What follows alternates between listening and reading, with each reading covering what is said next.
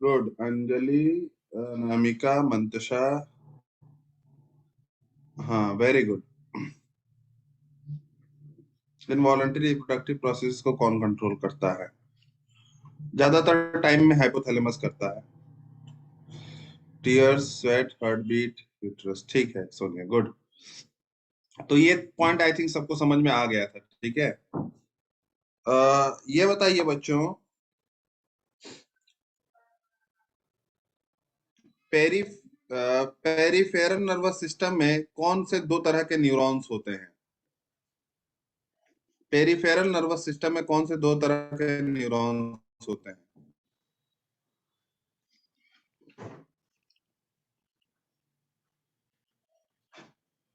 Efferent and different.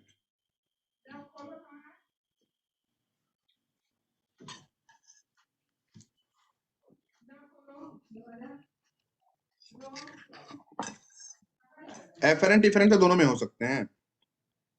मतलब peripheral को अगर डिवाइड करोगे उसके बाद भी अगर डिवीजन करोगे तब एफरेंट और रिफरेंट आएगा। पेरिफेरल नर्वस सिस्टम को आप कौन से दो पार्ट में डिवाइड कर सकते हैं? वेरी गुड, सिमरन ने इकलौता सही आंसर दिया अभी तक।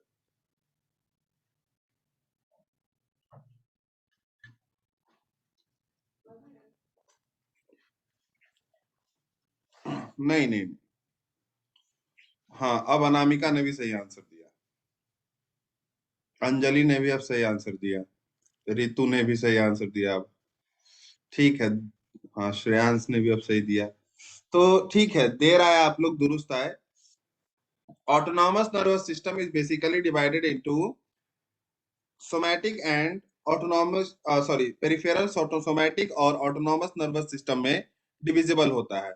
सोमैटिक वाला जो होता है वो वॉलंटरी पार्ट कंट्रोल करता है, जबकि ऑटोनॉमस वाला जो होता है वो इनवॉलंटरी पार्ट कंट्रोल करता है। ठीक है, हाँ। अब अगर हम ऑटोनॉमस को फर्दर बांटे, सिंपैथेटिक पैरासिम्पैथेटिक होता है, ठीक है। और बाकी न्यूरॉन्स के अगर टाइप को बांटे, नर्व्स के टाइप को बांटे, इस सोमैटिक और इसमें ऑटोनॉमस में कौन कौन सी न्यूरॉन्स इन्वॉल्व होती है, तब आप एफरेंट और इफरेंट बोलेंगे। तो क्या डिफरेंस होता है बच्चों एफरेंट न्यूरॉन और इफरेंट न्यूरॉन में? एफरेंट और इफरेंट न्यूरॉन में क्या डिफरेंस है बच्चों? Basic difference.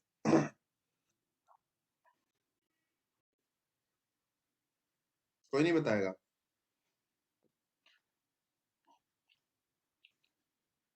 सोनिया बताएंगे, बताइए। सर एफरेंट न्यूरॉन जो होता है वो इंफॉर्मेशन ब्रेन तक पहुंचाता है, और ये इफरेंट नर्व न्यूरॉन जो होता है वो इंफॉर्मेशन ब्रेन से ऑर्गन तक पहुंचाता है। ठीक है, गुड। श्रेयांश, कोमल, अनामिका, अंजलि, हाँ, आप लोग का भी आंसर सही है, ठीक है। Okay, good. तो एफरेंट का काम इंफॉर्मेशन लाना है ब्रेन तक, इफरेंट का काम है मैसेज को ब्रेन से ले जाना, ठीक है, यहाँ पर लिखा भी है। तो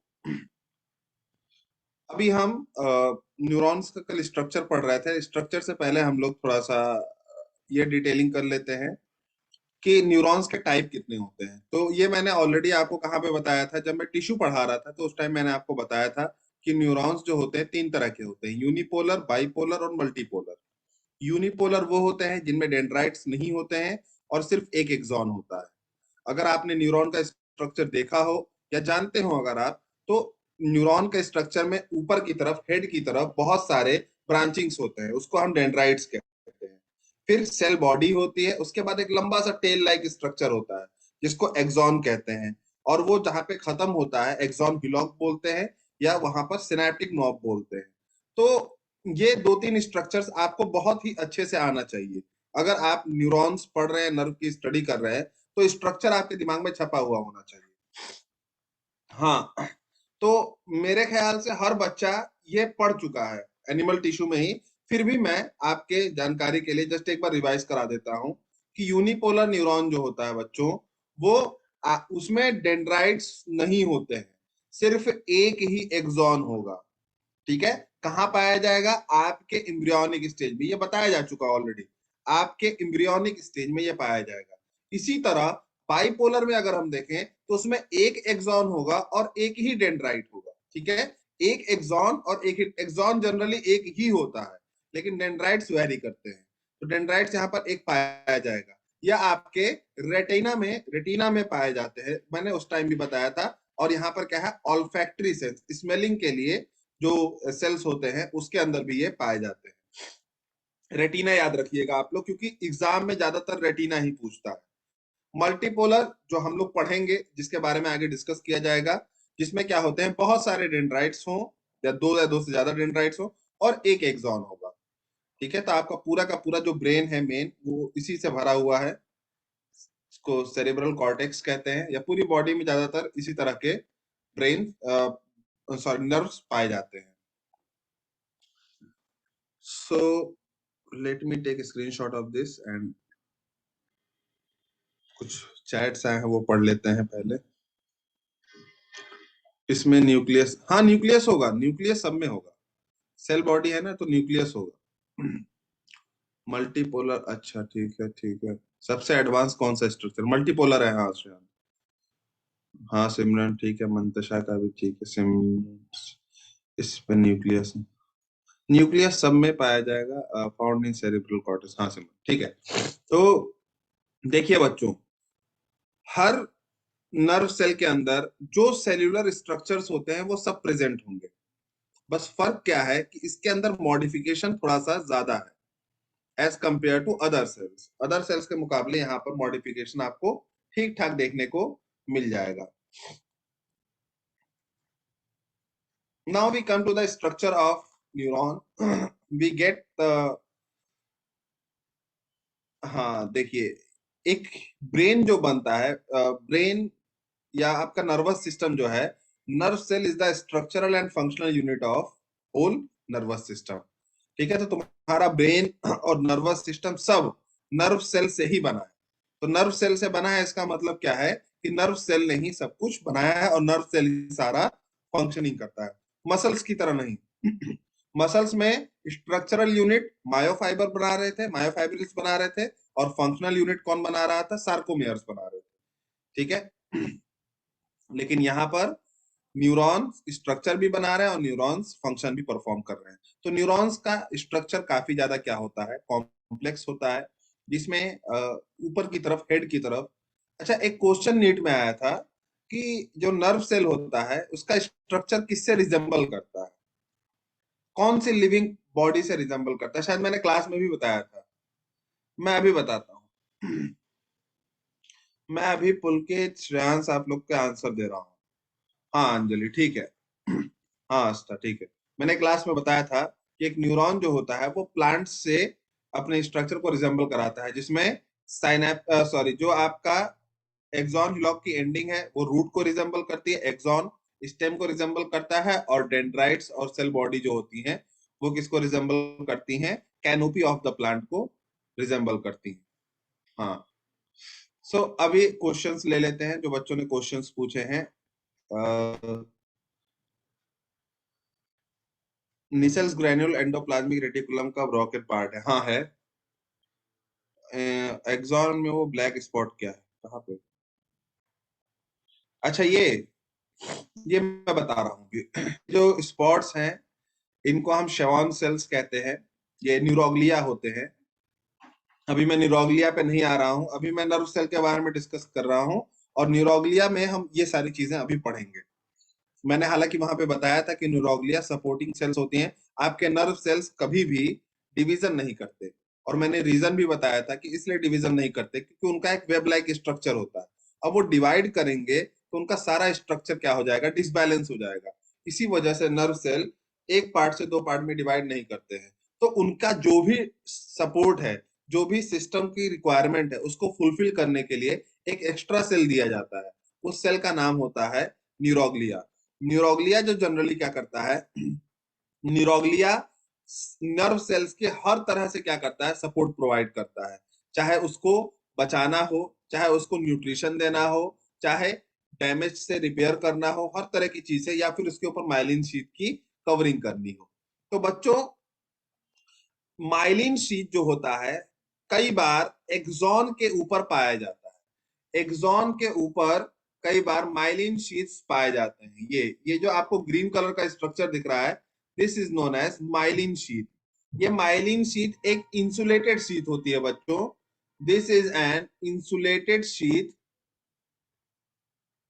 जिसके ऊपर आपके इंपल्सेस किस फॉर्म में ट्रेवल करते हैं? जनरली इलेक्ट्रिक फॉर्म में ट्रेवल करते हैं। तो इंपल्सेस जंप कर करके भागते हैं, क्योंकि इंसुलेटेड है, इसके अंदर तो कैरी नहीं हो सकते, इसीलिए जंप करके जाते हैं, एक से दूसरे पार्ट, दूसरे से तीसरे, तीसरे से चौथे, इस तरह करके। तो इंपल्सेस जब जंप करके भागते हैं तो बहुत तेज हो जाते हैं। यही वजह है कि जिन न्यूरॉन्स पे या नर्व सेल्स पे माइलिन प्रेजेंट होता है, उनके अंदर ट्रांसमिशन स्पीड बहुत ज्यादा होती है। ट्रांसमिशन स्पीड ज्यादा होती है बच्चों, क्योंकि वहां पर आपके इंपल्सेस जंप करके भागते हैं। अब बच्चों, जंप करने के लिए एक जगह छोड़ी जाती है। मतलब नर्व सेल यहां से चला या इंपल्स यहां से चला तो डायरेक्ट एक पार्ट से लास्ट पार्ट तक जंप नहीं कर सकता, तो बीच में छोटी छोटी जगहें छोड़ दी जाती हैं जहां पर माइलिन शीथ नहीं होता है। उस पॉइंट को हम नोड ऑफ रेनवियर कहते हैं। The point that is lacking myelin sheath is known as node of Ranvier. तो एक्सॉन पे माइलिन शीथ होता है, लेकिन ऑल ओवर द एक्सॉन नहीं होता है। कहीं कहीं पर बीच बीच में माइलिन शीथ की कवरिंग छोड़ दी जाती है, ताकि इंपल्सेस जंप करके आराम से जा सकें। हाँ, जब सब काम न्यूरोग्लिया को करना पड़ता है तो यहाँ न्यूक्लियस का क्या काम है? एक्चुअली क्या है कि न्यूरोग्लिया सपोर्ट कर रहा है, फंक्शनिंग का मेन काम तो नर्व सेल ही करेगा ना। इंफॉर्मेशन को रिसीव करना, कन्वर्ट करना, ये सब काम नर्व सेल कंट्रोल तो खुद को कर रहा है। शेवॉन सेल्स को ही न्यूरोग्लिया कहते हैं। शेवॉन सेल्स न्यूरोग्लिया का एक पार्ट है। न्यूरोग्लिया बहुत सारे सेल से बनता है, मैं भी बताऊंगा आपको। सिमरन कह रही टू टाइप, हाँ। माइलिन शीथ के बिहाफ पर दो तरह के नर्व सेल होते हैं, माइलिनेटेड और नॉन माइलिनेटेड। नहीं, सब पे नहीं होते माइलिन शीथ। सभी न्यूरॉन पे होते तो मैं बताता ही नहीं। इस तरह की कुछ न्यूरॉन्स पे पाए जाते हैं, कुछ पे नहीं पाए जाते हैं। मैं अभी आपको इसका एग्जांपल दे देता हूँ।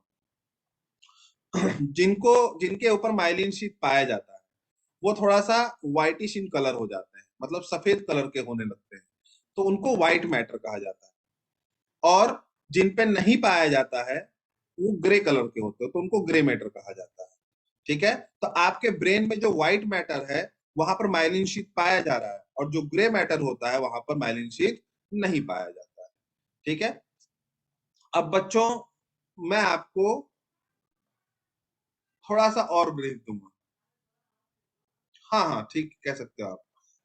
तो माइलिनेटेड नॉन माइलिनेटेड में ये एक दो डिफरेंस याद कर लीजिए। माइलिनेटेड में फास्ट कंडक्शन होता है, नॉन माइलिनेटेड में कम होता है। बॉडी में प्रेजेंट ज्यादातर, मतलब all over the body present ज्यादातर जो शीट होती हैं वो नॉन माइलिनेटेड होती हैं, सॉरी माइलिनेटेड होती हैं, क्योंकि उनको ट्रांसमिशन ऑफ इम्पल्स करना होता है। इम्पल्स को जल्दी कैरी करने का काम माइलिनेटेड ही करेंगे। माइलिनेटेड शीट एक इंसुलेटेड शीट होती है जिससे इम्पल्स क्या होते हैं, जंप करके आगे की तरफ फॉरवर्ड होते हैं।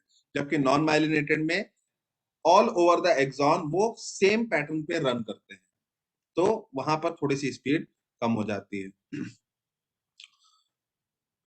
अब बच्चों, इंफॉर्मेशन को यहाँ पर रिसीव कौन करेगा और आगे की तरफ ट्रांसमिट कौन करेगा? आपको डेंड्राइट्स और एक्सॉन टर्मिनल के बीच में बताना है। इंफॉर्मेशन को एक नर्व सेल से रिसीव कौन करेगा और अगले नर्व सेल तक ट्रांसफर कौन करेगा? रिसीविंग एंड कौन है और ट्रांसमिटिंग एंड कौन है नर्व सेल?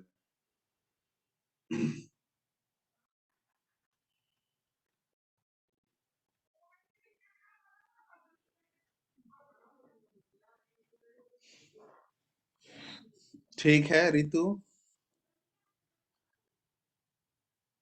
रिसीविंग एंड, हाँ श्रेयांश ने पूरा आंसर दे दिया।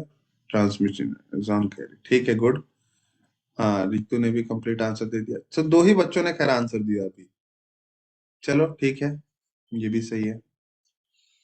सो स्टूडेंट्स, बेसिकली जिनको पता होगा उन्हें उन्होंने लिख दिया यहाँ पर कि डेंड्राइट्स जो होते हैं, हाँ, डेंड्राइट्स जो होते हैं वो रिसीविंग एंड होते हैं। वो क्या करते हैं, इंफॉर्मेशन को रिसीव करते हैं। और एक्सॉन जो होते हैं वो कैरी करते हैं। और टर्मिनल जो होता है एक्सॉन टर्मिनल, वो क्या करता है, आगे की तरफ ट्रांसमिट करता है। तो एक नर्व सेल से दूसरे नर्व सेल में इंफॉर्मेशन इस तरह से जाती है, जिसमें डेंड्राइट्स रिसीव करते हैं, एक्सॉन कैरी करते हैं, और एक्सॉन टर्मिनल्स आगे की तरफ फॉरवर्ड कर देते हैं, मतलब दूसरे न्यूरॉन्स को दे देते हैं। ये सिस्टम पूरे बॉडी में बना हुआ है, ठीक है। इसीलिए आप ये मत समझिए कि नर्व सेल का स्ट्रक्चर हमेशा ऐसा ही होगा, सीधा भी हो सकता है, उल्टा भी हो सकता है, डिपेंड करता है इंफॉर्मेशन कहां से कहां लेके आनी है या लेके जानी है, ठीक है। तो रिसीविंग एंड हमेशा डेंड्राइट्स ही होते हैं। ठीक है बच्चों, अभी इसके बारे में और बताया जाएगा डिटेल में थोड़ा सा, जब हम फंक्शन पढ़ेंगे, फिजियोलॉजी पढ़ेंगे तब।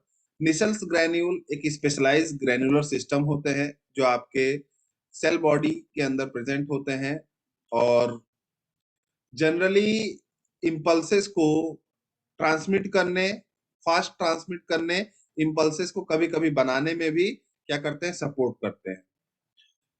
तो this is all about cell body of neuron. मैं एक छोटा सा चीज और डिस्कस कर देता हूं। फर्स्ट,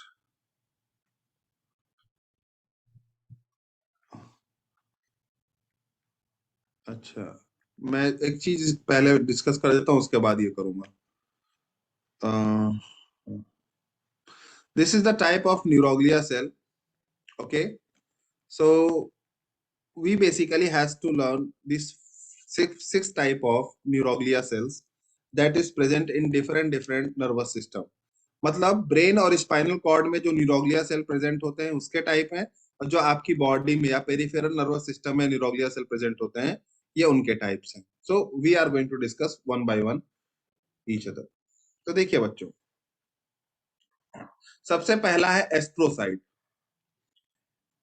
एस्ट्रोसाइट जो होता है, हमेशा याद रखिएगा, ब्लड ब्रेन बैरियर।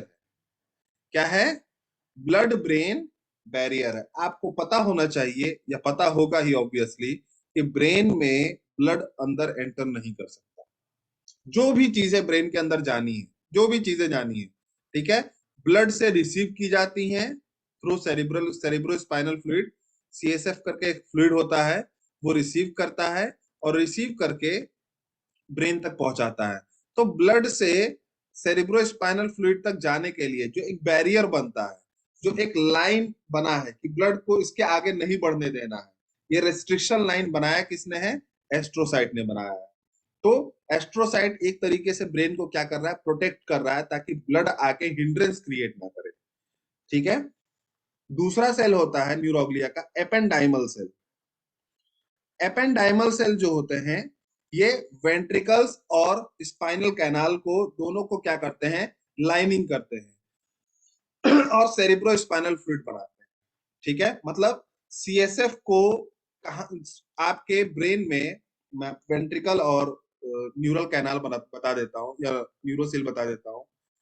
वेंट्रिकल्स बच्चों, ब्रेन के अंदर का वो पोर्शन होता है जिसके अंदर सेरिब्रो स्पाइनल फ्लूइड क्या करते हैं? ट्रेवल करते हैं, ठीक है। तो ये कैनाल लाइक स्ट्रक्चर होते हैं, या चैम्बर लाइक सेगमेंट्स होते हैं आपके ब्रेन में, जिसके थ्रू सेरिब्रो स्पाइनल फ्लूइड क्या करते हैं? पूरे ब्रेन में फ्लो करते हैं। इसी तरह स्पाइनल कॉर्ड में ट्रेवल करने के लिए जो कैनाल होती है, उसको सेंट्रल कैनाल कहते हैं।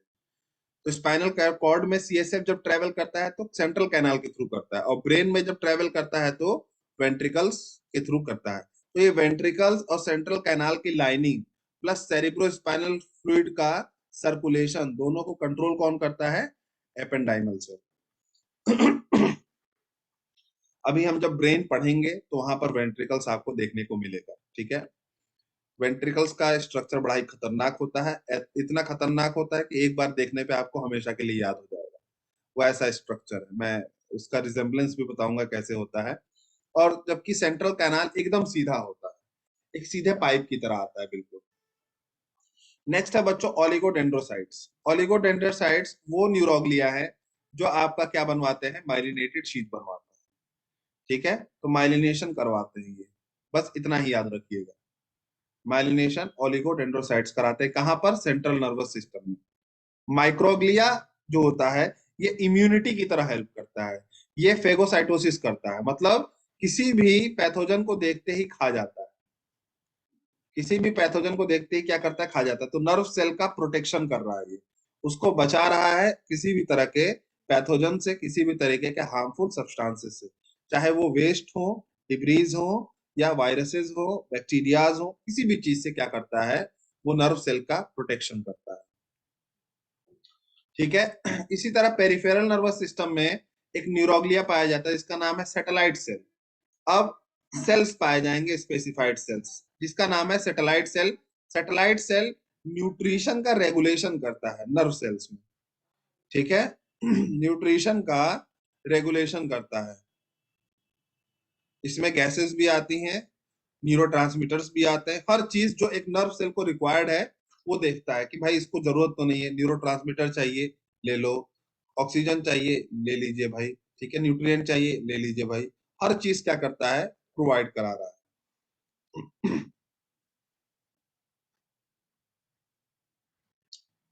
Next is Schwann cells. Schwann cells again myelination कराता है पेरिफेरल नर्वस सिस्टम का, और सिर्फ इतना ही नहीं कराता है, जो आपको स्ट्रक्चर दिख रहा था ना गोल गोल पिछले वाले स्लाइड में, वो स्ट्रक्चर क्या था, शेवॉन सेल ही था जो माइलिन शीथ बनवा रहा था पेरिफेरल नर्वस सिस्टम का। Chevon cell peripheral nervous system में माइलिन शीथ बनवाता है, और किसी भी तरह की इंजरी हो जाए अगर नर्व सेल में, तो क्या करता है, इंजरी को रिकवर कराता है या रिपेयर करता है। ठीक है। ये मैंने अलग से एक पेज डाउनलोड किया था आप लोग के लिए, ताकि मैंने एनिमल टिश्यू के टाइम बताया था कि ये टॉपिक मैं आपको न्यूरल कंट्रोल एंड कोऑर्डिनेशन में ही पढ़ाऊंगा, तो इसी वजह से मैंने इसको अलग से डाउनलोड करके आपको दिखा दिया। मैं इसका स्क्रीनशॉट भी ले लेता हूँ, और होपफुली आप लोगों ने भी लिख लिया होगा। ठीक है, लिख लिया है ना सबने, ये समझ तो लिया ही होगा। चलिए ठीक है, ओके गुड। वो कह रही नो सर, अरे लिख लिया करो भाई, एक मिनट, ये इम्पोर्टेंट है। चलो मैं भेज दूंगा, मैंने स्क्रीनशॉट ले लिया, मैं आपके नोट्स वाले सेक्शन में भेज दूंगा, तो वहां पे कर लेना नोट, लेकिन किया करो साथ ही साथ, क्योंकि मैं बार बार बोलना पड़े अच्छा नहीं है। आप लोग जो इम्पोर्टेंट है, जो आते हैं एग्जाम में, इसमें से एक क्वेश्चन आने का बहुत चांस है, किसी भी एक सेल से उठा के क्वेश्चन पूछ सकता है। एपेंडाइमल क्या काम करता है, माइक्रोग्लिया क्या करता है, शेबॉन सेल्स क्या करते हैं, तो वो आपको बताना पड़ेगा। ठीक है, ओके ठीक है बच्चों। So coming to the next slide.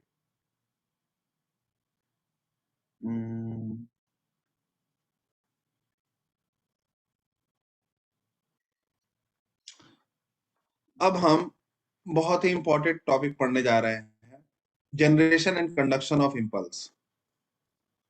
ठीक है,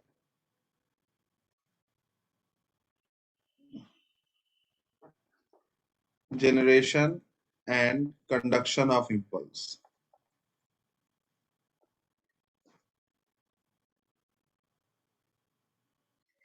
अब इसमें इतनी सारी चीजें लिखी हैं, मैं ये सब इतना नहीं बता पाऊंगा। ठीक है, मैं आपको as simple as I can explain, तो उस तरीके से मैं आपको एक बार बताने की कोशिश करता हूं। देखिए, जब हमारा सेल या नर्व सेल किसी भी तरह का इंफॉर्मेशन कंडक्ट नहीं करता है, तो उस समय वो रेस्ट पोजीशन में होता है, उसको हम बोलते हैं रेस्टिंग पोटेंशियल। रेस्टिंग पोटेंशियल, क्योंकि हमारा नर्व सेल सब चीज कैसे कर रहा है, इलेक्ट्रिक फॉर्म में कर रहा है, तो अब हम पोटेंशियल की बात करेंगे। ठीक है, तो रेस्टिंग पोटेंशियल जो होता है -70 मिली वोल्ट होता है, इतना होता है, मतलब इतना है अगर आपका ये, तो समझ लीजिए कि किसी भी तरह का कोई कंडक्शन नहीं हो रहा है आपकी बॉडी में, सब कुछ सही है। रेस्टिंग पोटेंशियल पर जनरली क्या होता है कि आपके नर्व सेल्स या एक्सॉन मेम्ब्रेन में से कुछ चीजें हो रही थी, आयंस का ट्रांसपोर्ट होता है। क्या क्या चीजें होती हैं अभी हम बाद में बताएंगे। जब आपका नर्व सेल पे कोई स्टिमुलस टच करता है, मतलब कोई इंपल्स कैरी होने वाला होता है, तो तुरंत आपके नर्व सेल एक्टिव हो जाते हैं, तो उस नर्व सेल के पोजीशन को हम कहते हैं एक्शन पोटेंशियल।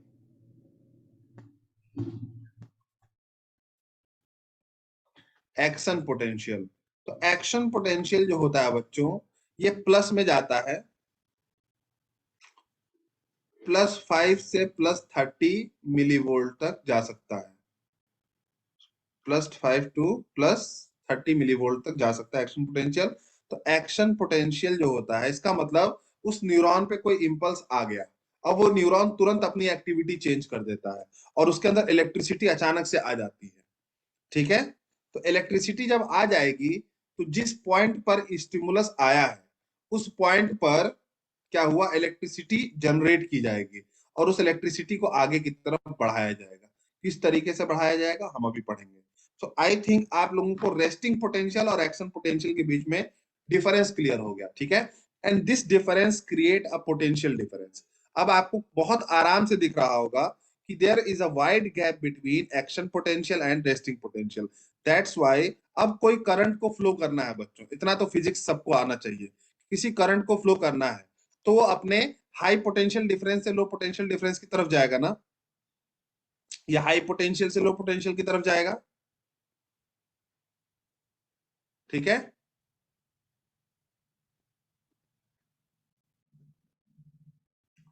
चलिए कोई बात नहीं। हाँ बच्चों, तो ठीक है, ओके ओके। सो इतना चलिए आप लोग को आ रहा है, गुड। अब बच्चों एक और चीज जो अभी आपको समझनी है, आपके बॉडी में जो इलेक्ट्रिसिटी प्रोड्यूस करते हैं, मतलब न्यूरॉन्स के अंदर या इलेक्ट्रिक इंपल्स जो कैरी होता है, वो सिर्फ दो आयंस मिलके करते हैं। एक का नाम है सोडियम और दूसरे का नाम है पोटेशियम। इन दोनों के अलावा तीसरा कोई भी स्ट्रक्चर नहीं है जो इलेक्ट्रिक इंपल्स में हेल्प करता हो। ठीक है, यही वजह है कि सोडियम और पोटेशियम बहुत ही इंपॉर्टेंट आयन है।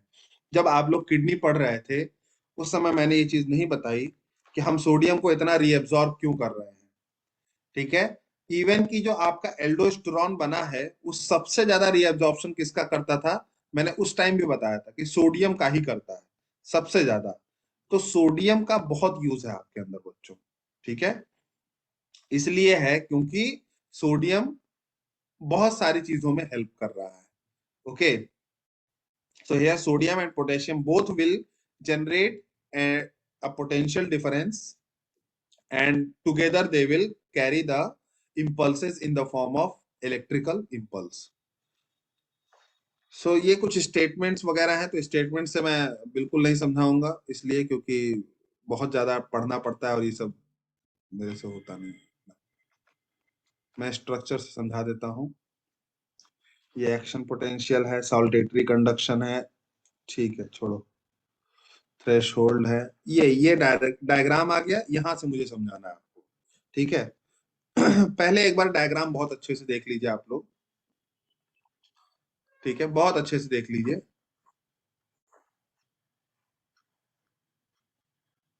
इसमें ये जो आपको गोल सा स्ट्रक्चर दिख रहा है, ये एक्सॉन है।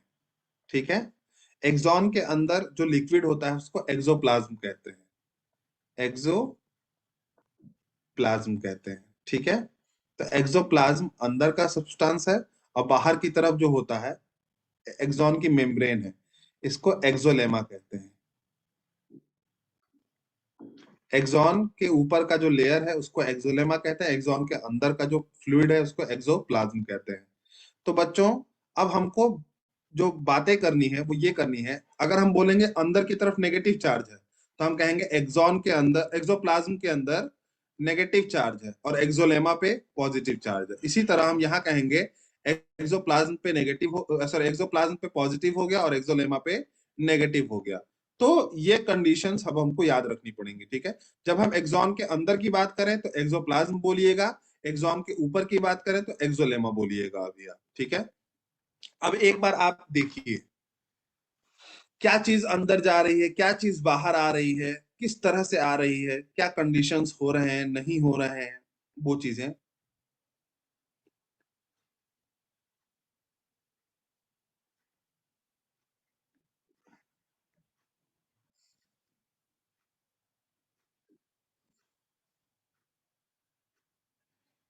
बस एक बार खाली डायग्राम देखिएगा। ठीक है, कौन सी चीजें आ रही हैं, कौन सी चीजें जा रही हैं।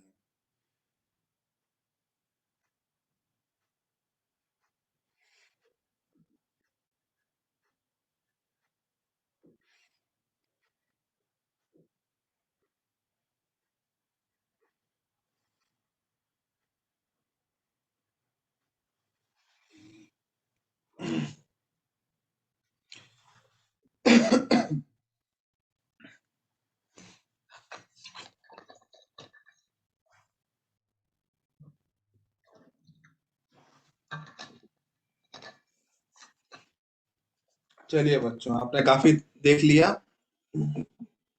अब मिल के देखते हैं इसको, क्योंकि ये एक बहुत इंपॉर्टेंट फिजियोलॉजी है बच्चों। तो मैं उम्मीद करता हूँ आप लोग बहुत ही कंसंट्रेट होकर के, फोकस्ड होकर के इस चीज पे ध्यान देंगे। जब आपका नर्व सेल, अच्छा एक छोटा सा क्वेश्चन पहले मैं पूछ लेता हूँ, इसके बाद मैं आपसे स्टार्ट करता हूँ। सपोज दैट अगर तुमको स्टिमुलस और रिस्पॉन्स को डिफाइन करना हो तो कैसे डिफाइन करोगे बच्चों? What is stimulus and what is response? Stimulus क्या होता है, रिस्पॉन्स क्या होता है?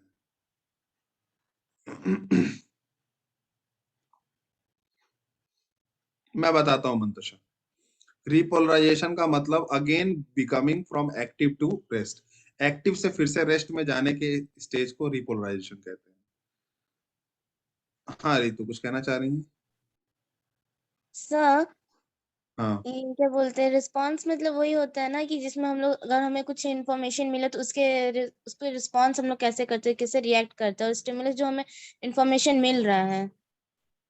ठीक है। मेरा सभी बच्चों से एक क्वेश्चन है कि अगर तुमको ठंडी हवा चल रही है तुम्हारे ऊपर, ठीक है, तुम ठंडी हवा को फील किए लेकिन तुमने कोई रिस्पॉन्स नहीं किया, तो क्या वो ठंडी हवा स्टिमुलस है या नहीं? ठंडी हवा आई लेकिन तुमने उसको टुवर्ड्स कोई रिस्पॉन्स किया ही नहीं, तो क्या वो स्टिमुलस होगा कि नहीं होगा?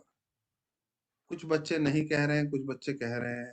हाँ, मंताशा ने नहीं कहा, आस्था ने कहा स्टिमुलस है, सिमरन ने कहा है, आदित्य कह रहा नहीं है, सोनिया कह रही है होगा, आस्था कह रही है हाँ होगा। स्टिमुलस, श्रेयांश कह रहा है स्टिमुलस हमेशा रिस्पॉन्ड क्रिएट करेगा। तो ये बताइए ना कि ये स्टिमुलस है कि नहीं है? अंशुबाला कह रही होगा, अनुष्का कह रही होगा, अंजलि भी कह रही है हाँ है, श्रेयांश कह रहा नहीं है क्योंकि ये रिस्पॉन्स क्रिएट नहीं कर रहा, पलक कह रही नहीं होगा, जबकि अंजलि कह रही नहीं होगा। चलिए बच्चों, कई बार ऐसा होता है कि हम कॉमन सेंस की चीज वाली चीजों पे ज्यादा दिमाग लगा देते हैं। अगर तुम पे हवा चली, ठीक है, तुमने फील किया, तुमने कोई रिस्पॉन्स नहीं दिया, तो ये जो तुमने रिस्पॉन्स नहीं दिया है, क्या ये रिस्पॉन्स नहीं था? ब्रेन ने तुमको कहा कि तुम्हें रिस्पॉन्स नहीं देना है, तभी तो तुमने रिस्पॉन्स नहीं दिया। तो रिस्पॉन्स नहीं देना भी एक क्या था? रिस्पॉन्स था। तुमको कोई झापड़ मार दे, तुम घूम के झापड़ नहीं मारो, तो इसका मतलब क्या? तुमने एक्शन जनरेट नहीं किया, किया, हमारे ब्रेन ने ये रिस्पॉन्स दिया कि तुमको मारना नहीं है, तब तुमने कोई रिस्पॉन्स नहीं दिया। रिस्पॉन्स नहीं देना भी एक क्या होता है? रिस्पॉन्स होता है। ठीक है बच्चों? हाँ, तो हवा चला, तुमने फील किया, लेकिन ब्रेन ने कहा इट्स ओके, चलता है, इट्स ओके, रिस्पॉन्स मत करो, तुमने इग्नोर कर दिया, ठीक है छोड़ो। लेकिन जो तुमने इग्नोर किया वो भी क्या था? एक रिस्पॉन्स था। ठीक है, so not giving a response is also a response. ठीक है, लेकिन क्या चीज स्टिमुलस नहीं होता है वो हम देखते हैं। कभी कभी ऐसे क्वेश्चंस अगर आ जाए तो हमको थोड़ा सा बहुत डीप में जाके सोचना पड़ेगा। कई बार ऐसा होता है बच्चों कि आपके हाथ पे बहुत देर से मॉस्किटो बैठा होता है, तुम्हें पता नहीं लगता। मॉस्किटोज बहुत शांति के साथ आते हैं, बैठते हैं, जब वो बाइट कर लेते हैं ना, तब तुम्हें फील होता है यार ये तो गया लेके। या कई बार बाइट करने के टाइम भी उतना फील नहीं कराते वो इतना चालाक होते हैं, इतने स्मूथली आते हैं आपके ऊपर। या कई बार छोटे छोटे एयर पार्टिकल्स भी आपके ऊपर आ जाते हैं, आपको पता ही नहीं चलता। ठीक है, तो इसका मतलब क्या है कि तुम्हारी बॉडी पर हर चीज स्टिमुलस नहीं है, क्योंकि उन्होंने रिस्पॉन्स जनरेट नहीं किया। रिस्पॉन्स जनरेट करने का मतलब तुमको फील ही नहीं हुआ। यहां पर क्या था? तुमको फील ही नहीं हुआ कि कोई चीज आई तुम्हारे ऊपर, कोई चीज बैठी है तुम्हारे ऊपर। तो एक कंसेप्ट है बच्चों, अरे ठीक है इंजेक्ट किया, ये मेरे ग्रामर पकड़ रहा है बैठ के। ठीक है चलो, जो भी है, तो इसको हम बोलते हैं threshold, threshold potential. तो थ्रेशोल्ड पोटेंशियल कम से कम इतना होना चाहिए बच्चों कि वो आपको स्टिमुलस को फील करा दे। ठीक है, मतलब आपके रेस्टिंग पोटेंशियल को एक्शन पोटेंशियल में कन्वर्ट करने के लिए जो मिनिमम एनर्जी चाहिए वो स्टिमुलस के पास अगर नहीं है तो आपके अंदर रिस्पॉन्स जनरेट नहीं होगा। ठीक है, तो ये करीब करीब -35 या -35 से -20 मिलीवोल्ट तक होना चाहिए थ्रेशोल्ड। ठीक है, अगर तुम -70 से -35 टू -20 तक नहीं ला पा रहे हो स्टिमुलस की एनर्जी को, तो वो थ्रेशोल्ड नहीं कहलाएगा और वो आपके अंदर रिस्पॉन्स जनरेट नहीं करेगा। इसका क्या फायदा है आपके अंदर बच्चों, बताइए? हर चीज जो तुम पे टच हो रही है वो स्टिमुलस नहीं है, हर चीज के प्रति तुम रिस्पॉन्स नहीं दे रहे हो, इसका क्या फायदा है?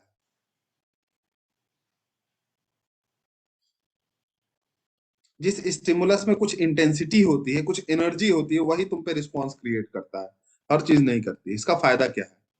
बहुत इंपॉर्टेंट चीज है आपके लिए, आपकी बॉडी के लिए। नेचर ने आपको ये क्यों दिया? Good adaptation separate important event, ये इसलिए है बच्चों क्योंकि तुम एज्यूम भी नहीं कर सकते तुम्हारे बॉडी पे जो एरियाज हैं, ओपन एरियाज जो ओपन टू इन्वायरमेंट है, उस पे हर सेकेंड, ठीक है, हजारों की क्वांटिटी में पार्टिकल्स माइक्रोब्स आके बैठ रहे हैं, आ रहे हैं जा रहे हैं बैठ रहे हैं। तुम सोचो कि तुमको हर सेकंड पता चले हजार, कोई यहाँ पे आके बैठा, कोई यहाँ पे, कोई यहाँ पे आ गया, कोई यहाँ पे आ गया, तो तुम कुछ काम कर पाओगे क्या? तुमको हर छोटी चीज की स्टिमुलस फील होने लगे। तो जैसे मैं अभी पढ़ा ही रहा हूँ, ठीक है, तो मुझे अभी यहाँ मैं हाथ रखूंगा, फिर यहाँ हाथ रखूंगा, ठीक है, मैं अपने आप को 4-5 झापड़ वैसे मार लूंगा, मुझे हर जगह स्टिमुलस फील हो रहा है। तो स्टिमुलस को इग्नोर करना भी बॉडी का एक एडाप्टेशन है, जिसमें बॉडी ने सिर्फ इंपॉर्टेंट चीजों को ही क्या किया है, इंपॉर्टेंट चीजों पे ही रिस्पॉन्स करने को लेकर के अपने आप को अडॉप्ट किया है। हर चीज पे अगर वो रिस्पॉन्स क्रिएट करने लगे तो आप जिंदा ही नहीं रह पाओगे, इतना ज्यादा आपके अंदर वो हो जाएगा। हाँ आस्था, कुछ कहना चाह रही? Yes sir. सर एक नहीं, यहाँ माइनस साइन क्यों लगा, ये नहीं समझ में आ रहा है। माइनस इसलिए है क्योंकि जो पोटेंशियल होते हैं ना, हाँ पोटेंशियल डिफरेंस किसके टुवर्ड्स ज्यादा है?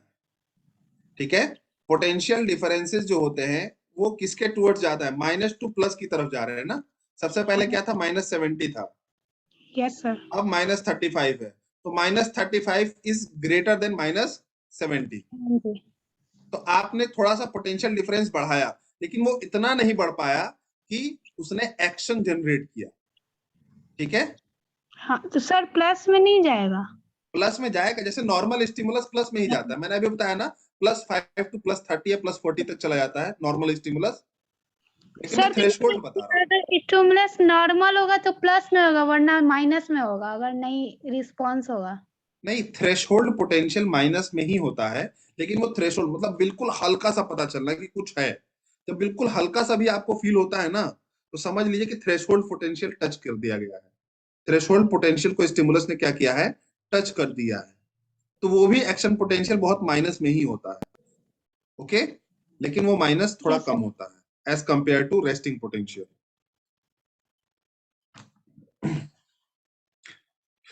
So class,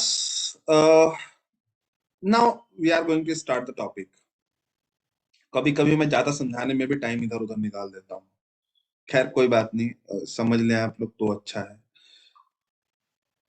जब हमारा बॉडी कुछ नहीं करता है, body in the sense neuron cells कुछ नहीं कर रहे हैं, कोई इंफॉर्मेशन कैरी नहीं कर रहे हैं, उस समय हमारे एक्सॉन मेम्ब्रेन पे एक पंप होता है। इन पंप का नाम होता है आयन गेटेड चैनल्स। मतलब एक्सॉन के अंदर किसी को जाना है या एक्सॉन के बाहर किसी को जाना है, तो इन चैनल्स के थ्रू होके जाना पड़ेगा। इन आयन गेटेड चैनल्स में से एक चैनल है जिसका नाम है sodium potassium pump. Sodium potassium pump नाम से ही आपको क्लियर हो जाना चाहिए कि ये सोडियम पोटेशियम के किसके लिए है? एक्सचेंज के लिए है। तो जब आपका न्यूरॉन रेस्टिंग पोटेंशियल में होता है, मतलब कैसा होता है? बिल्कुल रेस्ट में, कोई एक्टिविटी नहीं कर रहा है, कोई भी स्टिमुलस नहीं आया इसके ऊपर, तो वो यहां पे बहुत ध्यान से सुनिएगा, वो 3 सोडियम बाहर निकालता है, 3 सोडियम बाहर निकालता है, 2 पोटेशियम अंदर भेजता है, 2 पोटेशियम अंदर और 3 सोडियम बाहर। ठीक है, 2 पोटेशियम अंदर की तरफ और 3 सोडियम बाहर की तरफ। ओके,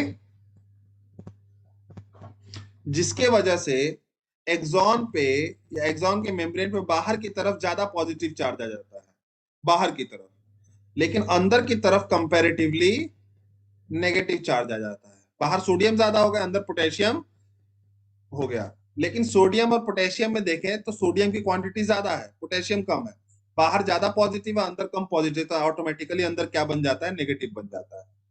ठीक है, तो जो आपको पहले इसमें दिख रहा है रेस्टिंग पोटेंशियल में या पोलराइजेशन स्टेट में, उसमें क्या है, आपका बाहर की तरफ पॉजिटिव चार्ज है और अंदर की तरफ नेगेटिव चार्ज है, और ये जो चार्ज होता है ये इतना कम होता है, इसी को हम -70 मिली वोल्ट कहते हैं। इसका पोटेंशियल डिफरेंस बहुत ही कम है, -70 मिली वोल्ट बना रहा है रेस्टिंग टाइम में। ये जो इलेक्ट्रिसिटी बन रही है ये बहुत ही कम बन रही है। This stage is known as polarized state, polarized state और रेस्टिंग पोटेंशियल।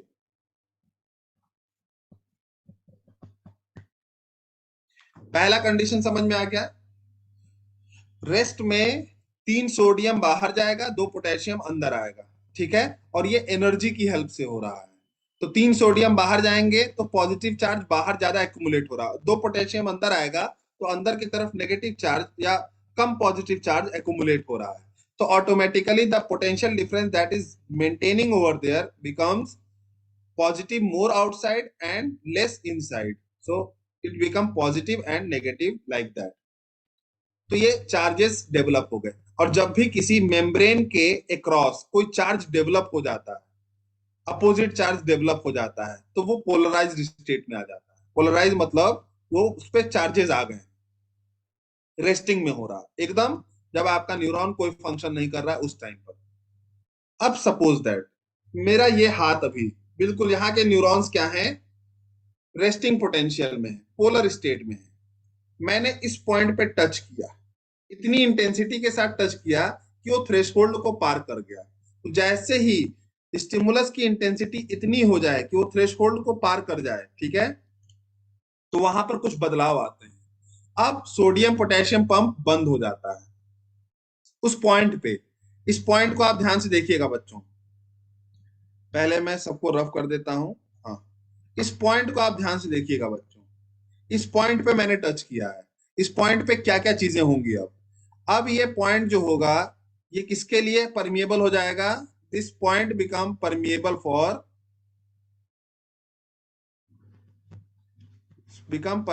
For sodium. ये पॉइंट किसके लिए परमिएबल हो जाएगा, टच करते ही this become permeable for sodium.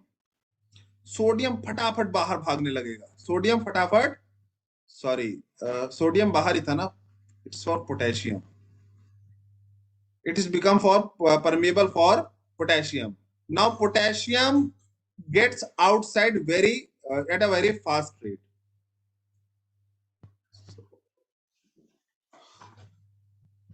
wait, पहले सही बोला था मैंने, मैं डायग्राम देख के हो गया। It become permeable for sodium and sodium get inside very quickly. Sodium बाहर से अंदर आने लगता है, sodium comes from outside to inside। अब पहले बाहर पॉजिटिव चार्ज था, अंदर नेगेटिव था, लेकिन सोडियम इतनी तेजी से अंदर की तरफ आया कि अंदर की तरफ क्या हो गया, now inner side is having more positive and outside is having negative. एक ही एक्सॉन पे, लिसन वेरी केयरफुली, एक ही एक्सॉन पर जहां पर रेस्टिंग पोटेंशियल है, जहां पर अभी कोई एक्टिविटी नहीं हो रही है, वहां पे बाहर पॉजिटिव अंदर नेगेटिव है।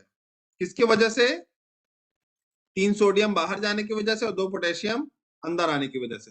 लेकिन जहां पर स्टिमुलस आ गया वहां पर क्या हो रहा है, वहां पर सोडियम तेजी से अंदर आने लगा, वहां पे ये चैनल बंद हो गया उस जगह पे खाली। अब सोडियम तेजी से अंदर आने लगेगा, ऑलरेडी पोटेशियम अंदर है, पोटेशियम ऑलरेडी अंदर है, सोडियम भी पहुंच गया पोटेशियम के पास। तो अब क्या होता है, अंदर की तरफ पॉजिटिव चार्ज बहुत ज्यादा हो जाता है, बाहर की तरफ नेगेटिव चार्ज हो जाता है। एक ही मेम्ब्रेन पे एक जगह पर अंदर पॉजिटिव और बाहर नेगेटिव है, और बाकी जगहों पे बाहर पॉजिटिव और अंदर नेगेटिव है। अब सोचिए, यहाँ जो पोटेंशियल डिफरेंस बना, मान लीजिए +5 मिली वोल्ट का बना, और यहाँ -70 मिली वोल्ट का है। अब चार्ज कहां से कहां मूव करेगा?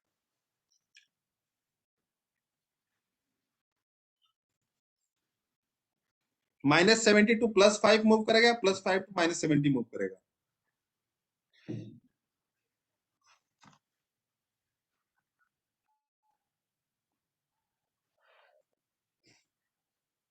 आज तक यही कुछ नहीं समझ में आया। चलिए मैं एक बार और समझा देता हूँ, थोड़ा सा मैथमेटिक्स है। पहले क्या हुआ, 3 सोडियम बाहर गया, 2 पोटेशियम अंदर आया, तो बाहर पॉजिटिव चार्ज ज्यादा हो गया, अंदर नेगेटिव चार्ज हो गया। इतना क्लियर होना चाहिए आपको। लेकिन जब स्टिमुलस आता है, तो जिस पॉइंट पे स्टिमुलस ने टच किया है, उस पॉइंट पे एक्सॉन मेम्ब्रेन जो होता है, एक्सॉन होता है, वो सोडियम के लिए परमिएबल हो गया। तो सोडियम बाहर था और पोटेशियम अंदर था, तो सोडियम बाहर से अंदर की तरफ आने लगेगा। सोडियम जब बाहर से अंदर की तरफ आने लगता है, तो अब अंदर की तरफ पॉजिटिव चार्ज ज्यादा हो जाता है, बाहर नेगेटिव हो जाएगा ऑटोमेटिकली। ठीक है, तो जिस पॉइंट पर स्टिमुलस आया, वहां पर चार्जेस अपोजिट हो गए, मतलब डीपोलराइज हो गए। क्या हो गए? चार्जेस डीपोलराइज हो गए। पहले पोलराइज थे, अब क्या हो गए? डीपोलराइज। चार्जेस पलट गए, उलट गए वहां पर। ठीक है, तो बाहर नेगेटिव, अंदर पॉजिटिव, और बाकी जगहों पे बाहर पॉजिटिव, अंदर नेगेटिव। ठीक है, अब यहां पर क्या हुआ, एक पोटेंशियल डिफरेंस क्रिएट हुआ। किसका पोटेंशियल डिफरेंस क्रिएट हुआ? जहां पर स्टिमुलस आया है वहां का पोटेंशियल डिफरेंस, और जहां पर स्टिमुलस नहीं था वहां पे पोटेंशियल डिफरेंस। तो जिसका पोटेंशियल डिफरेंस ज्यादा था, मतलब स्टिमुलस का पोटेंशियल डिफरेंस ज्यादा था, तो वो क्या करता है, अब अपना कंडक्शन हाई टू लो भगाता है। अब एक्सॉन पे हाई टू लो का मूवमेंट चल रहा है। जैसे यहां पर टच किया मैंने, अब ये हाई है, आगे वाला लो है, तो ये यहां से यहां जाएगा, फिर ये हाई है, इसके आगे वाला लो है, यहां से यहां। अब करते करते ये करते करते कहां पहुंच जाएगा? ब्रेन में पहुंच जाएगा। High to low, high to low, high to low करते हुए ब्रेन में पहुंच जाएगा। ये हमारे इंपल्स के जाने का मेथड होता है। ठीक है, तो जो नर्व सेल्स होती हैं, वो सबसे पहले पोटेंशियल डिफरेंस क्रिएट करती हैं। ठीक है, जहां पर स्टिमुलस आ गया है वहां पर पॉजिटिव क्या होता है, पोटेंशियल डिफरेंस क्रिएट होता है। जहां पर नहीं आया है वहां पर नेगेटिव पोटेंशियल डिफरेंस ऑलरेडी रहता ही है। रेस्टिंग वाले में पॉजिटिव जनरेट करने के लिए सोडियम को परमिएबल बनाया जाता है, ताकि अंदर के साइड सोडियम आ जाएगा और पोटेशियम ऑलरेडी है ही, तो अंदर के साइड ज्यादा पॉजिटिव बन जाएगा, और बाहर के साइड क्या हो जाएगा? नेगेटिव बन जाएगा। अगर तुम डायग्राम देख सकते हो, मैं सब कुछ रफ कर देता हूं, अगर तुम डायग्राम देख सकते हो, तो अंदर की तरफ आपको पॉजिटिव दिख रहा होगा और बाहर की तरफ नेगेटिव। क्यों? क्योंकि सोडियम परमिएबल हो गया अंदर जाने के लिए। Sodium becomes permeable to get inside, potassium already है ही। ठीक है, अब यहाँ पर पॉजिटिव हो गया, बाहर क्या हो गया? नेगेटिव हो गया। ठीक है, बाहर नेगेटिव हो गया, और इसी एक्सॉन पर एक साइड में क्या है? दूसरा पोटेंशियल डिफरेंस है, और एक साइड में दूसरा पोटेंशियल डिफरेंस है। तुम ही लोगों ने तो बताया कि जब ऐसा हो जाए कभी कि एक ही वायर पे एक जगह पोटेंशियल डिफरेंस ज्यादा है, दूसरी जगह पोटेंशियल डिफरेंस कम है, तो वो अपने हाई टू लो की तरफ भागेगा। अब इससे जो दूसरा एक्सॉन कनेक्टेड है वो भी -70 मिली वोल्ट है, और ये मान लो यहाँ पर स्टिमुलस आ गया, तो ये तो +5 हो गया ना। अब ये फिर यहाँ से यहाँ जंप करेगा, फिर यहाँ से अगले एक्सॉन में जंप करेगा, फिर अगले से अगले में जंप करेगा, तो जंप करते करते ये ब्रेन तक पहुंच जाता है। सो क्लास, इस कंडीशन को हम डीपोलराइजेशन कहते हैं। एक बहुत ही इजी लैंग्वेज में समझा दे रहा हूं। रेस्टिंग पोटेंशियल याद हो रहा है तो याद कर लीजिए, नहीं तो रट लीजिए। 3 सोडियम बाहर, 2 पोटेशियम अंदर। अगर किसी के अंदर कॉमन सेंस है तो अपने आप समझ जाएगा कि बाहर पॉजिटिव चार्ज हो जाएगा, अंदर नेगेटिव हो जाएगा। डीपोलराइजेशन में सोडियम गेट्स इनसाइड, क्योंकि सोडियम के लिए परमिएबल हो गया डीपोलराइजेशन। अब सोडियम क्या हो गया? अंदर की तरफ आने लगा। तो अब अंदर की तरफ क्या हो जाएगा, पॉजिटिव, और बाहर की तरफ नेगेटिव हो जाएगा। ठीक है, हाँ हाँ, एक मिनट, ठीक है। अंदर की तरफ पॉजिटिव और बाहर की तरफ नेगेटिव हो जाएगा। तो बाहर की तरफ नेगेटिव हुआ, अंदर की तरफ पॉजिटिव हुआ, तो इसने क्या किया, चार्ज को पलट दिया, डिपोलराइज कर दिया।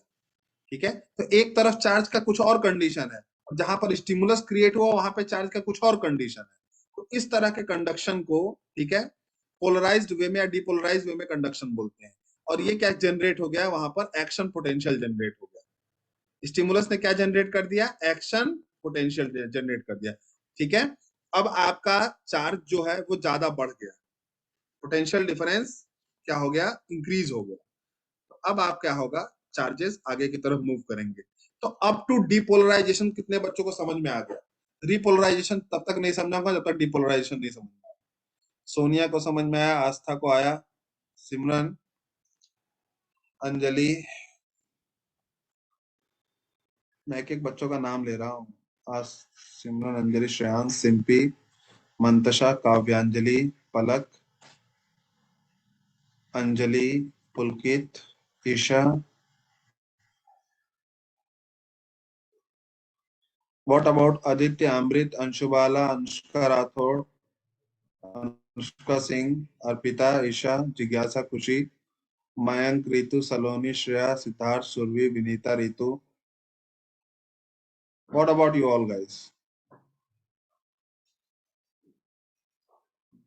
अच्छा, रितु ने कर दिया हैंड रेस, आदित्य ने भी किया, विनीता ने किया, सिद्धार्थ ने भी किया, अंशुबाला ने भी किया। ठीक है बच्चों। अब जिन बच्चों को जो चीज नहीं समझ में आई, ये बताइए क्या नहीं किया, क्या नहीं समझ में आया?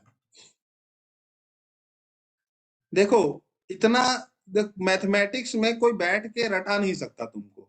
अगर तुमको ये नहीं पता चल रहा है कि पॉजिटिव चार्ज ज्यादा बाहर जा रहा है तो बाहर पॉजिटिव हो जाएगा, ये तुमको अगर समझाना पड़े तो समझ लीजिए कि फिर हम 11th में पढ़ने लायक नहीं है।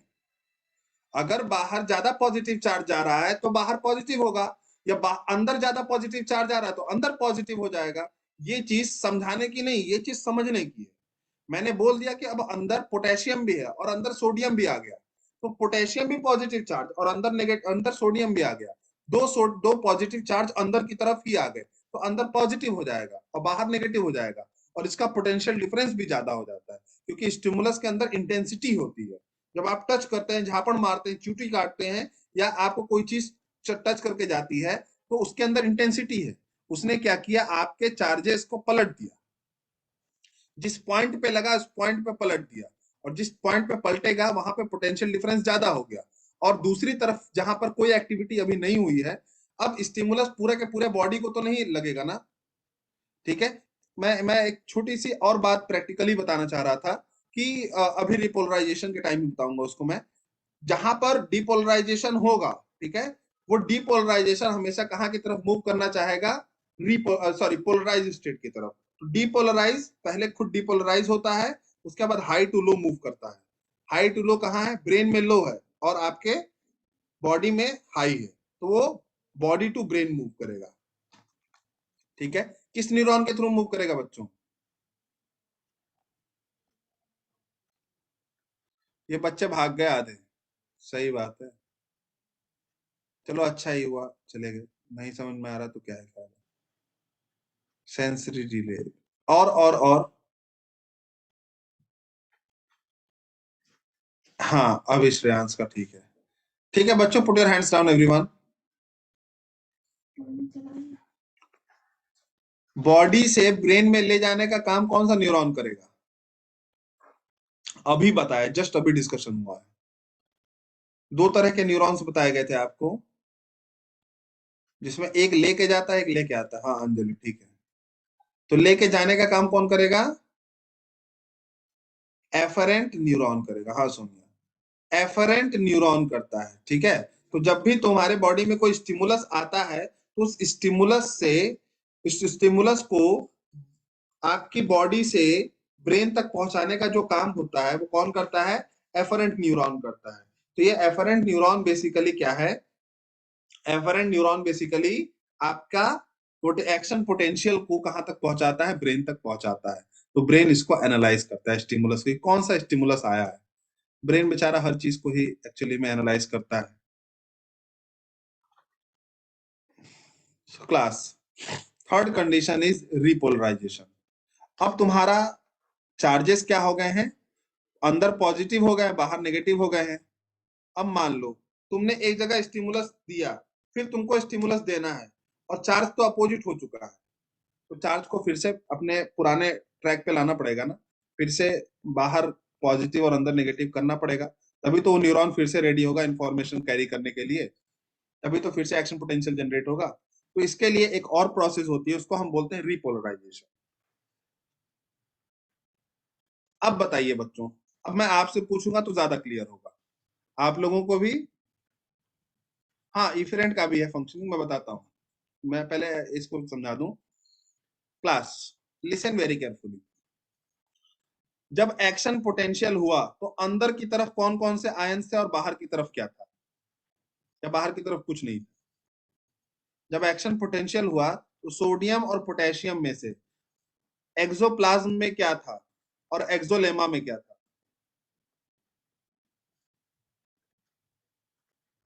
एक्शन पोटेंशियल के टाइम पर अगर समझ में आया होगा तो बता देंगे आप।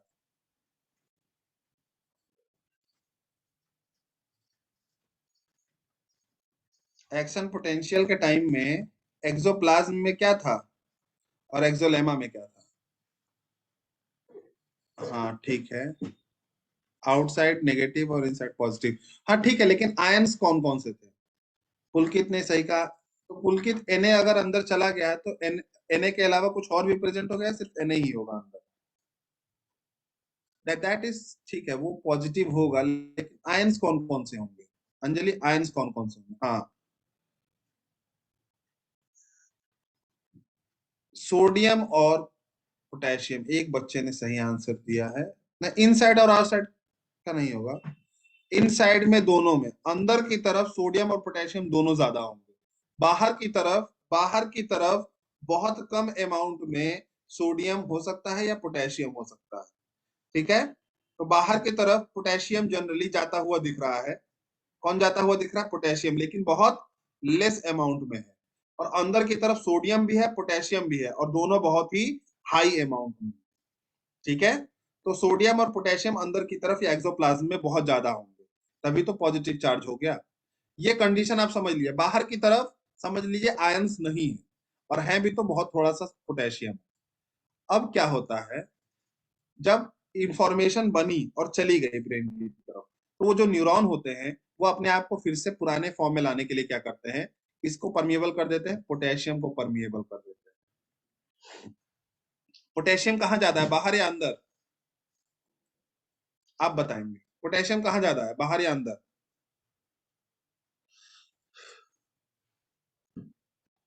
नहीं श्रेयांश, नहीं Anjali.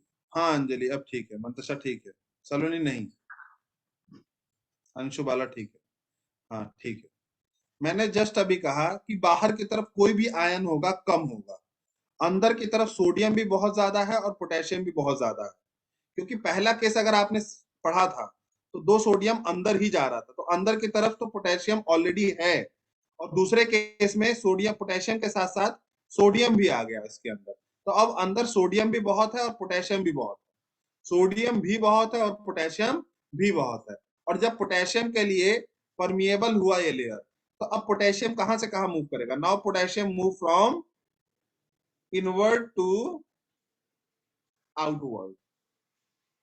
Now potassium move from inward to outward, क्योंकि अंदर ज्यादा है बाहर कम है। आपको पोटेशियम बाहर निकलता हुआ दिख रहा होगा। ठीक है, अब पोटेशियम बाहर निकल रहा है, तब तक बाहर निकलता है, लिसन केयरफुली, तब तक बाहर निकलता है जब तक बाहर फिर से क्या ना आ जाए, पॉजिटिव चार्ज आ जाए, और अंदर क्या ना बन जाए, नेगेटिव चार्ज। तो पोटेशियम क्या करता है, अब बाहर निकलता है, और तब तक बाहर निकलता है जब तक क्या ना हो जाए, बाहर पॉजिटिव और अंदर नेगेटिव ना आ जाए। ठीक है बच्चों, तो अब देखिए आप लोग, जो चार्ज रेस्टिंग स्टेज में था वही चार्ज फिर से किस में आ गया, रिपोलराइज स्टेट में आ गया। बाहर पॉजिटिव हो गया, अंदर नेगेटिव हो गया। ठीक है, बाहर पॉजिटिव हो गया और अंदर क्या हो गया, नेगेटिव हो गया। अच्छा, एक छोटा सा क्वेश्चन और, शायद आप लोग बता पाए, थोड़ा सा सोचिएगा फिर बताइएगा। अगर बाहर पॉजिटिव कर दिया हमने और अंदर नेगेटिव कर दिया, तो हम इसको रेस्टिंग पोटेंशियल क्यों नहीं कह रहे दोबारा? हम इसको फिर से रेस्टिंग स्टेज क्यों नहीं कह रहे हैं?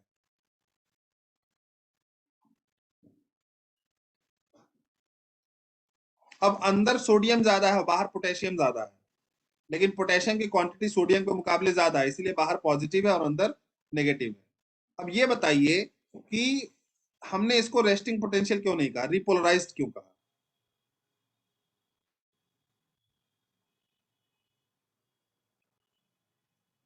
जो दिमाग लगाएगा तुरंत बता देगा, जिसने रेस्टिंग पोटेंशियल अच्छे से पढ़ा होगा वो अभी तुरंत बता देगा आंसर।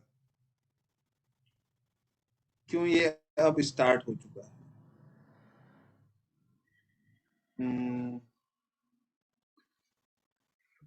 रेस्टिंग में Na ज्यादा है बाहर। वेरी गुड अंजलि, शाबाश, आपने सही बताया, एकदम अच्छा बताया। बिकॉज ये अभी तक -70 मिली वोल्ट तक नहीं गया है। मान लो अगर चला भी गया तब भी हम नहीं कहेंगे। क्यों? क्योंकि रेस्टिंग पोटेंशियल में, अंजलि ने सही आंसर दिया, रेस्टिंग पोटेंशियल में क्या होता है, सोडियम बाहर ज्यादा होता है और अंदर पोटेशियम होना चाहिए, ये कंडीशन है। लेकिन रिपोलराइजेशन में पोटेशियम बाहर भाग गया और अंदर सोडियम रह गया, एकदम अपोजिट हो गया। चार्जेस तो सेम है लेकिन आयन की कंडीशन क्या हो गई, अपोजिट हो गई। ठीक है, जब तक आयन की कंडीशन फिर से नॉर्मल ना हो जाए तब तक हम इसको क्या कहेंगे, रिपोलराइजेशन ही कहेंगे।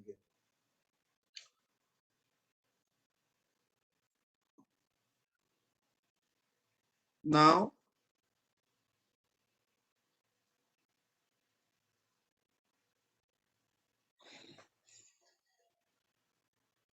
रेस्टिंग पोटेंशियल में क्या था बच्चों, 3 सोडियम बाहर जा रहा था, 2 पोटेशियम अंदर आ रहा था। ठीक है, बाहर पॉजिटिव था, अंदर नेगेटिव था, यही चल रहा था बाहर और अंदर, बाहर पॉजिटिव अंदर नेगेटिव, रेस्टिंग में। एक्शन छोड़ दे रहे हैं अभी हम। ठीक है, रिपोलराइजेशन में क्या हुआ, पोटेशियम बाहर भाग गया, पोटेशियम बाहर भाग गया और अंदर सोडियम है ऑलरेडी, सोडियम अंदर की तरफ है, तो इसके वजह से बाहर पॉजिटिव आ गया और अंदर नेगेटिव आ गया। तो चार्जेस तो दोनों में सेम है, बाहर पॉजिटिव अंदर नेगेटिव, लेकिन आयंस क्या हो गए हैं, अलग अलग हो गए हैं। आयंस क्या हो गए हैं, अलग अलग हो गए हैं। ठीक है, और आयंस के साथ यही नहीं है, आयंस में रेस्टिंग में सोडियम बाहर ज्यादा है, ज्यादा क्वांटिटी में है। ठीक है, जबकि रिपोलराइजेशन में सोडियम अंदर कम है, सोडियम की क्वांटिटी क्या हो गई, कम हो गई, जबकि पोटेशियम की क्वांटिटी बढ़ गई। यहां पोटेशियम की क्वांटिटी क्या है, कम है। ठीक है, तो चार्जेस तो आप इक्वल कर दिए हैं, लेकिन वो चार्जेस क्या हो गए, अपोजिट हो गए। इसका मतलब अभी भी ये न्यूरॉन कंडक्शन नहीं कर सकता। कंडक्शन तब तक नहीं होगा जब तक बाहर सोडियम ना जाए और अंदर पोटेशियम ना हो, नहीं हो सकता कंडक्शन। ठीक है, उसका भी रीजन मैं बताऊंगा क्यों नहीं हो सकता, लेकिन अभी आप समझ लीजिए नहीं होगा। अब बच्चों तुम लोगों ने एक चीज फील की होगी, हर चीज आप लोगों ने फील कर रखी है, और इसी यही अच्छा होता है कि मुझे समझाने में थोड़ा सा आसानी हो जाता है। अगर तुमको एक ही जगह पर कोई लगातार मारता जाए, ठीक है, जैसे गाल पे किसी ने मारा एक झापड़, तो पहला झापड़ बहुत फील होता है, लेकिन तुरंत तुरंत 2-3 झापड़ मार दिया जाए तो तीसरा चौथा झापड़ बहुत फील नहीं होता है, उतना पता नहीं लगता है तीसरे चौथे झापड़। या एक पॉइंट पर किसी ने 2-3 बार मारा तो आपको इंटेंसिटी फील होती, चौथी पांचवी बार में वो चीज उतनी फील नहीं होती है। कभी ऐसा फील किया आप लोगों ने?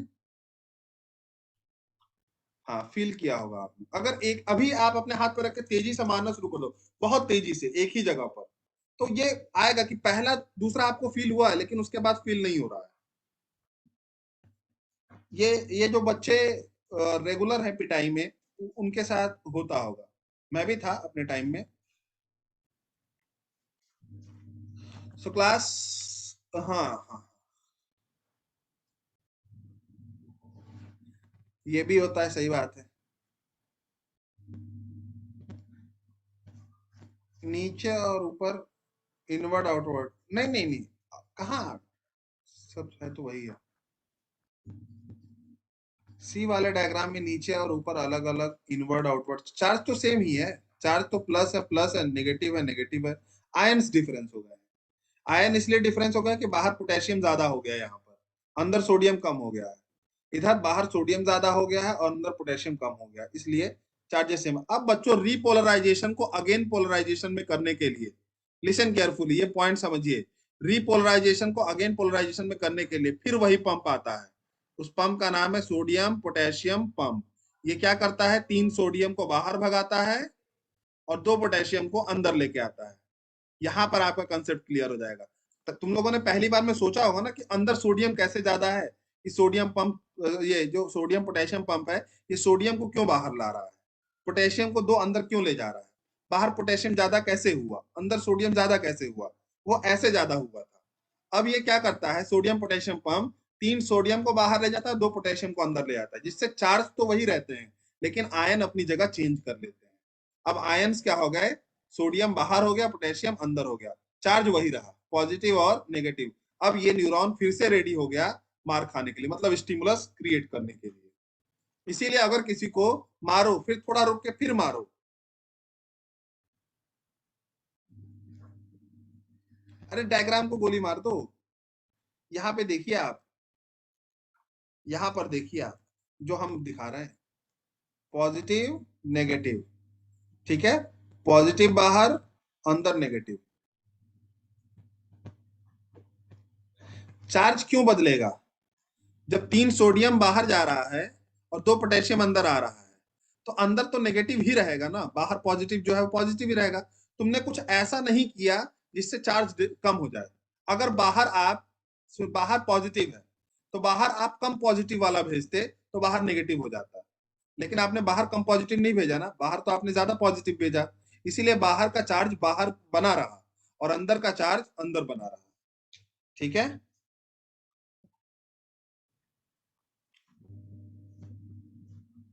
तो रीपोलराइजेशन को अगेन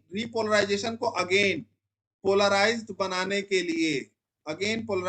लिए, सोडियम पोटेशियम आता है, इसमें से 3 सोडियम अंदर से बाहर भेजे जाते हैं और 2 पोटेशियम बाहर से अंदर भेजे जाते हैं, जिससे चार्जेस तो सेम रहते हैं लेकिन आयन अपनी जगह चेंज कर लेते हैं।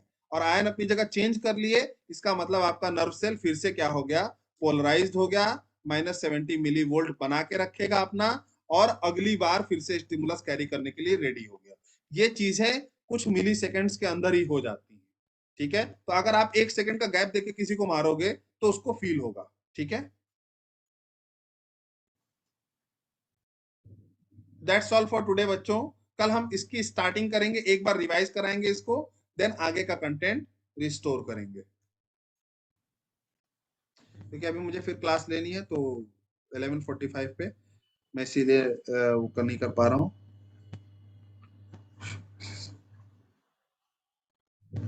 ये कम होने का, हाँ, तो मैं कल इसे समझाता हूँ। ठीक है बच्चों।